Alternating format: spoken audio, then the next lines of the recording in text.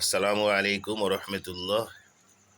আলহামদুলিল্লাহ ভাই, আজকে আমাদের এক ভাই মৌলানা হাবিবুর রহমান তার ছেলে এবং মেয়ের আকিকা দিয়েছে।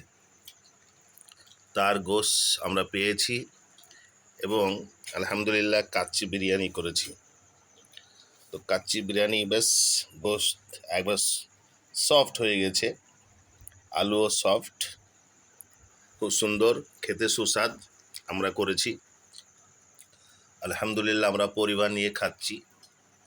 এই যে খুব সুন্দর কাচ্চি বিরিয়ানি, এত সফট, এই যে গোশত একেবারে সফট সিদ্ধ হয়ে গেছে, আমরাই করলাম। আলহামদুলিল্লাহ খুব ভালো হয়েছে, খেতেও সুস্বাদ। এই যে আমাদের পরিবার নিয়ে আমরা খাচ্ছি, এই যে সুন্দর পরিবেশন। আপনারাও এরকম করে কাচ্চি বিরিয়ানি তৈরি করে খাবেন, আলহামদুলিল্লাহ খুব সুস্বাদ, খুব ভালো লাগবে।